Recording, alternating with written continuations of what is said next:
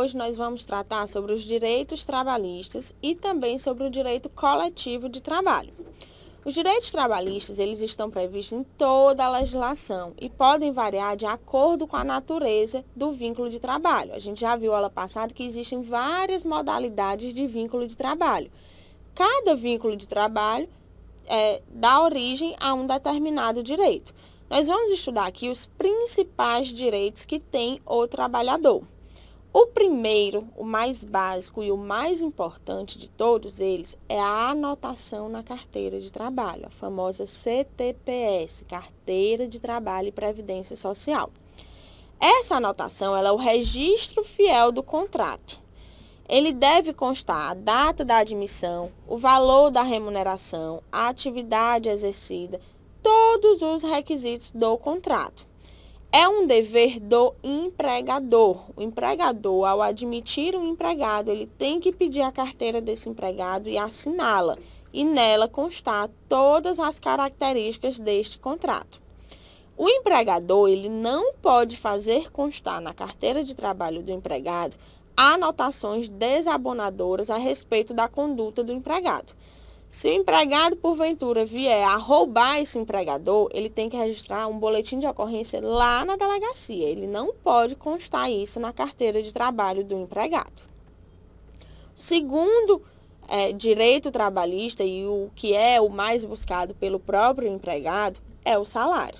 O salário ele tem que ser, no mínimo, o salário mínimo estabelecido na Constituição.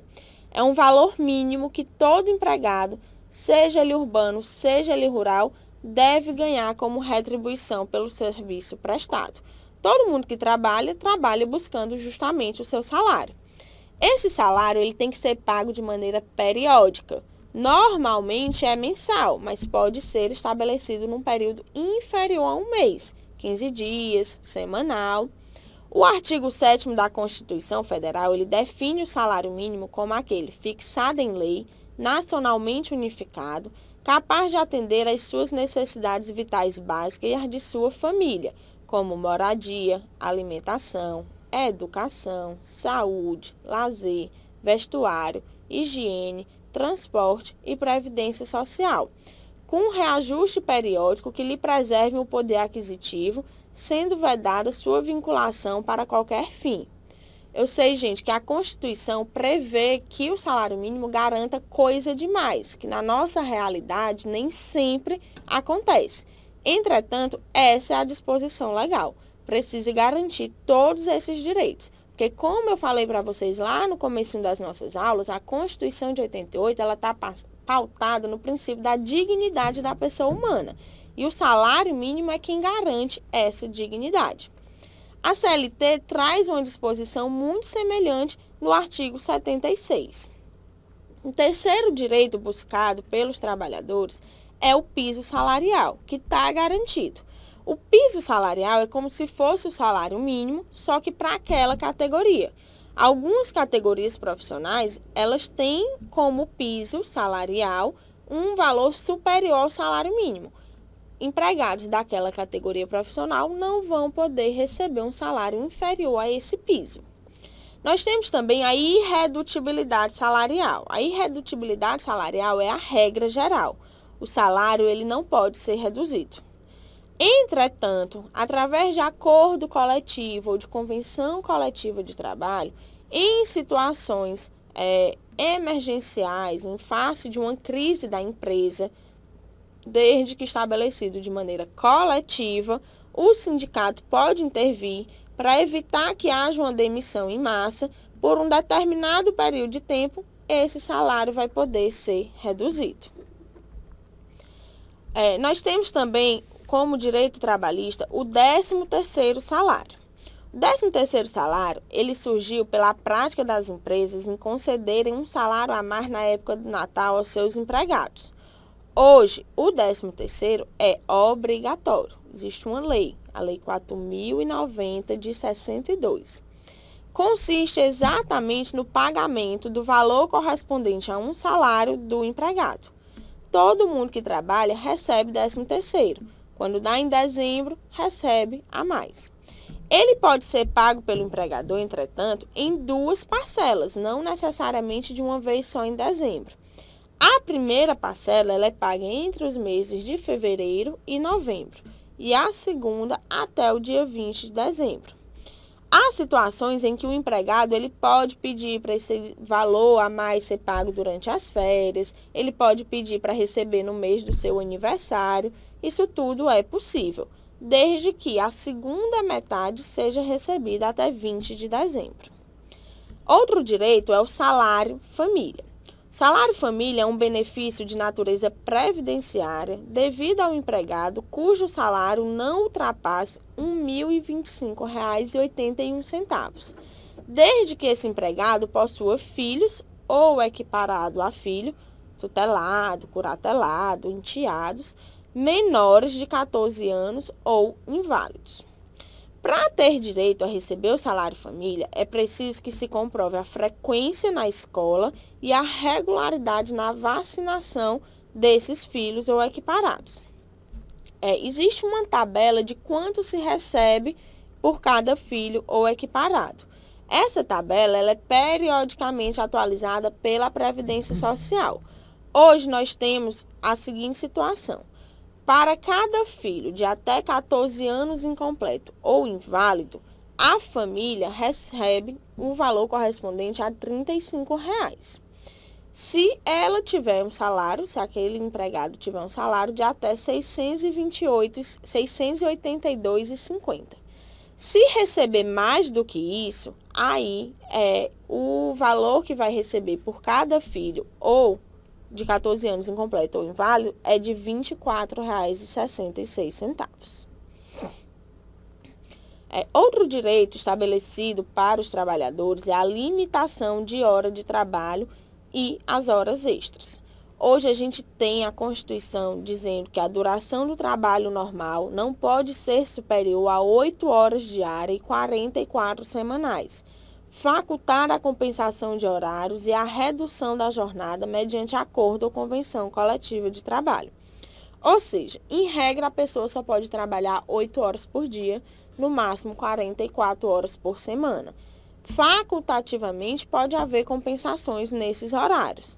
O que ultrapassar desse limite será garantido ao empregado o pagamento de 1 hora extra, horas extraordinárias que serão remuneradas a uma base mínima de 50% em relação à hora normal. Então, se você trabalhar mais de 8 horas por dia e não houver a devida compensação na semana, você terá direito a receber 50% a mais pela hora trabalhada. O trabalhador ele tem direito ainda ao descanso semanal remunerado, que também é chamado de repouso semanal remunerado. Normalmente a gente diz assim, é o domingo. O domingo, gente, é apenas a regra geral.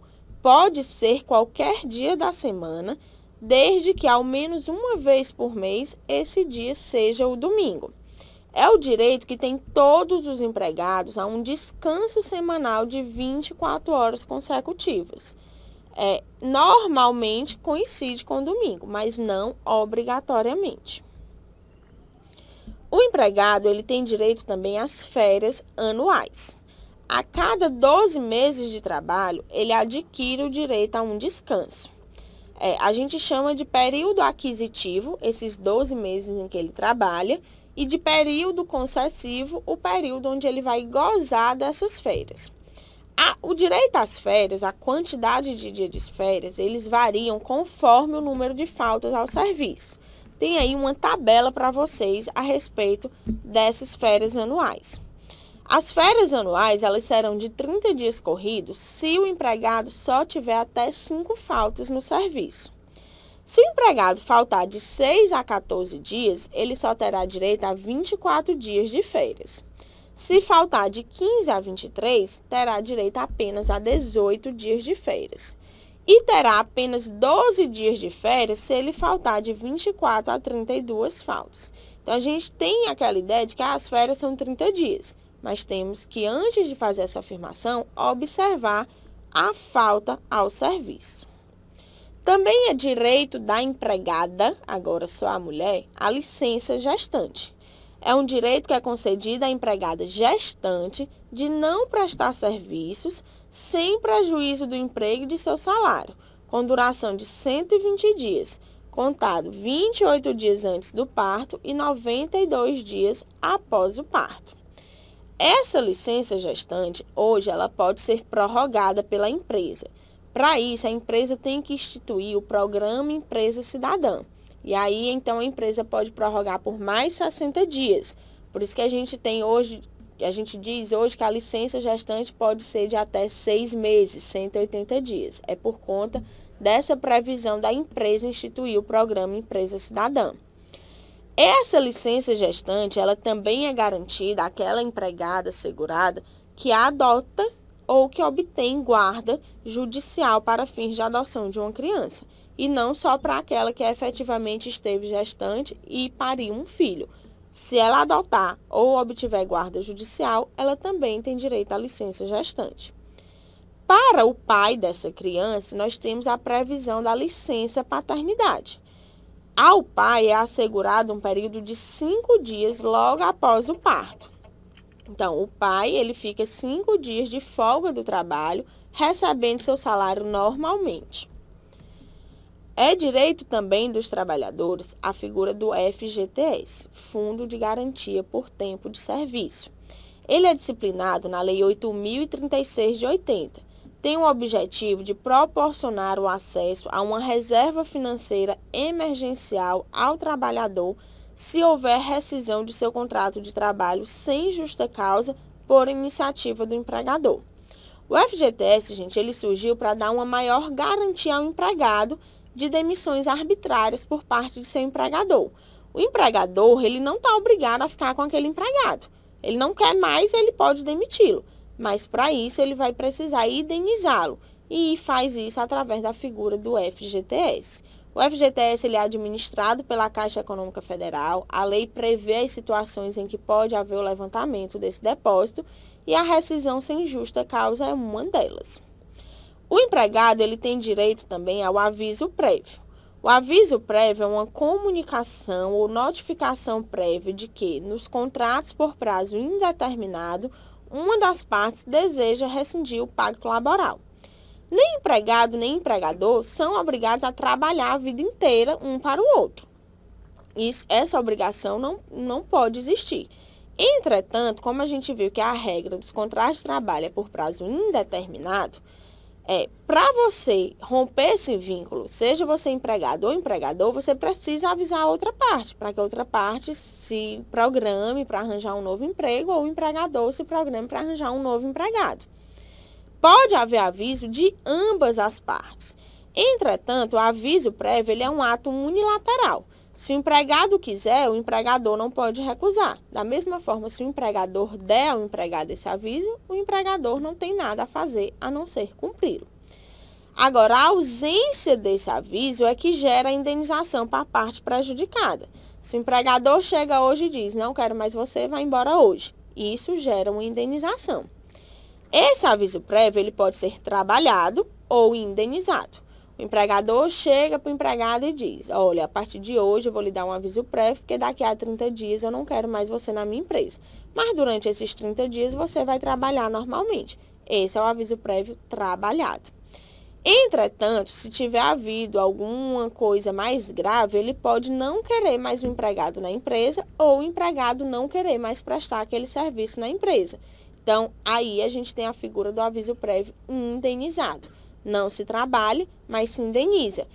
Paga-se o mês correspondente ao salário, esse período conta como tempo de serviço. Em regra, o aviso prévio ele é de 30 dias. Entretanto, de acordo com o tempo de trabalho, tempo de serviço prestado, a gente tem uma progressão de aumento. A cada ano trabalhado a mais, a gente tem 3 dias a mais de aviso prévio. O seguro-desemprego é um outro direito garantido aos trabalhadores. É um valor assistencial temporário pago ao trabalhador dispensado sem justa causa para que possa manter-se financeiramente durante o período seguinte ao término do seu contrato. Ele foi demitido hoje, ele ainda não arranjou um novo emprego, ele vai receber o seguro-desemprego. Esse seguro ele pode ser pago de 3 a 5 parcelas. Se ele trabalhou de 6 a 11 meses, recebe 3 parcelas. De 12 a 23, recebe 4. E de 24 a 36 meses, tem direito a receber 5 parcelas. Vamos tratar agora dos direitos coletivos do trabalho.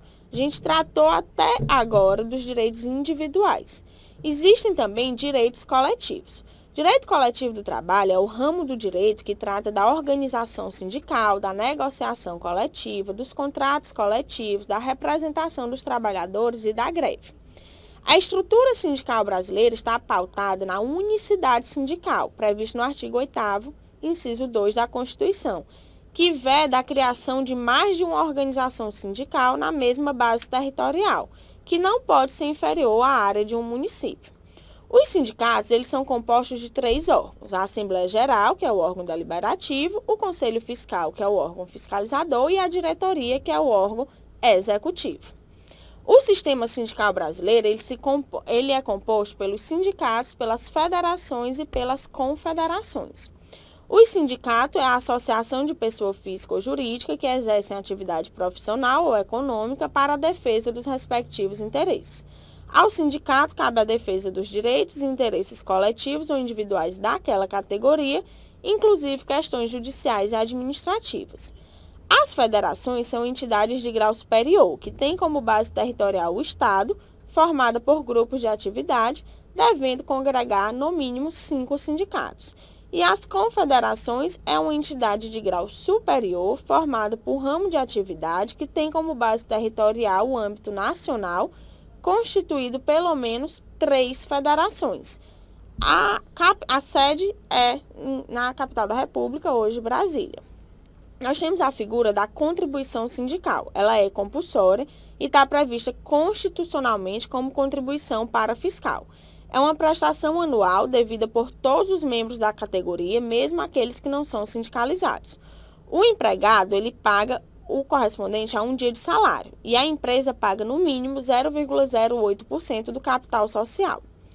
Essa contribuição sindical ela é distribuída da seguinte forma: 60% para o sindicato, 15% para a federação, 5% para a confederação, 10% para as centrais sindicais e 10% para o Estado, que fica numa conta especial emprego e salário. Essa mensalidade sindical ela é devida apenas pelos associados do sindicato, num valor pré-estabelecido. Nós temos ainda, para garantir os direitos do trabalho, a figura da negociação coletiva, que é o conjunto de direitos que o trabalhador possui e é oriundo basicamente de 3 fontes: as normas legais, CLT e demais normas trabalhistas, normas contratuais, regulamento das empresas, e normas convencionais, acordos firmados entre o próprio trabalhador e o seu empregado. As normas convencionais, elas são frutos da negociação coletiva em que os empregados de uma empresa ou categoria profissional são representados por seu sindicato de classe, firmando 2 espécies de instrumento normativo: a convenção coletiva e o acordo coletivo. A convenção, artigo 611 da CLT prevê; o acordo, o parágrafo 1º. A convenção é um acordo de caráter normativo pelo qual 2 ou mais sindicatos representantes da categoria econômica ou profissional estipulam condições de trabalho aplicáveis no âmbito das respectivas representações às relações individuais de trabalho. Já o acordo é um instrumento normativo pelo qual o sindicato profissional estipula condições de trabalho com uma ou mais empresas. O principal efeito é essa força vinculante dessas cláusulas convencionais em relação aos contratos individuais de trabalho. O prazo de validade da convenção é não superior a 2 anos. A convenção só pode valer por 2 anos. A lei exige que a convenção seja feita de forma escrita, sem emendas e sem rasuras, pois é um ato solene. As condições previstas na convenção, quando elas forem mais favoráveis, elas prevalecerão sobre as do acordo. Por fim, nós temos a situação de greve. A greve é a suspensão temporária do trabalho com a finalidade de defender os interesses dos trabalhadores, como de obtenção de melhores condições de trabalho ou cumprimento de obrigações assumidas pelo empregador. Tem natureza jurídica de direito do trabalho e está regulado na Lei 7.783 de 89. A greve é um elemento de barganha. É através da greve que os empregados conseguem, junto ao empregador, melhores condições de trabalho.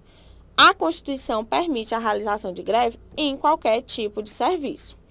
As principais características da greve é a suspensão coletiva do contrato de trabalho.